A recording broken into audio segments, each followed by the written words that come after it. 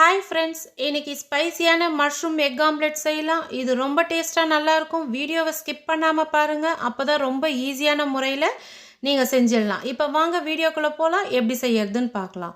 5 முட்டை எடுத்துக்கிட்டோம், mushroom cut பண்ணி எடுத்துக்கிட்டோம், வெங்காயம், கொத்தமல்லி, ரெட் சில்லி ஃப்ளேக்ஸ், பெப்பர், மஞ்சள் தூள், க்ரீன் சில்லி. இப்போ பேன் வச்சுட்டோம். பேனில் எண்ணெய் ஊற்றிட்டோம். சூடேறிச்சு. இப்போது பொடியாக அரிஞ்சு வச்சிருந்த 2 வெங்காயத்தை போட்டு நல்லா வதக்கிடலாம். கோல்டன் ப்ரௌனாக ஆகிற வரைக்கும் வதக்கிடலாம். அதில் உப்பு தேவையான அளவு சேர்த்துக்கோங்க.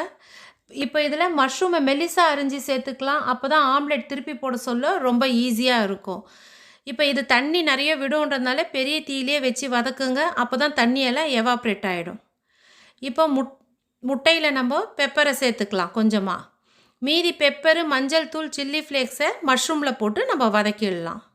உங்கள்கிட்ட ஒரு வேளை சில்லி ஃப்ளேக்ஸ் இல்லைனாக்கா மிளகாத்தூளை சேர்த்து நீங்கள் வதக்கிக்கலாம். பெரிய தீயில வச்சே செய்யுங்க. இப்போ தண்ணியெல்லாம் சுண்டிடும்.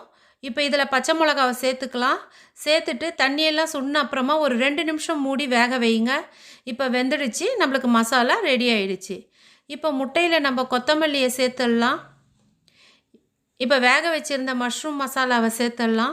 எல்லாத்தையும் சேர்த்துட்டு நல்லா பீட் பண்ணிக்கலாம். பீட் பண்ணிவிட்டு ஆம்லெட் ஊற்றினோம்னா ரொம்ப டேஸ்ட்டாக நல்லாயிருக்கும். நீங்கள் இது மாதிரி ட்ரை பண்ணி பார்த்துட்டு எனக்கு கமெண்ட்டில் சொல்லுங்கள் எப்படி இருந்ததுன்னு.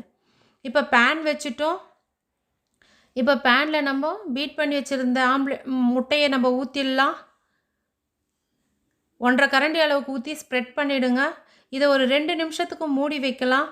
மூடி வச்சோம்னா வெந்த மாதிரி ஆகிடும், செவந்துடும். இப்போ இதை நம்ம திருப்பி போடுறதுக்கு ஈஸியாக இருக்கும். இப்போ ஒரு பக்கம் திருப்பி போட்டுட்டோம். திரும்பி இன்னொரு பக்கமும் திருப்பி போட்டுட்டோம். 2 பக்கமுமே செவந்துடுச்சு.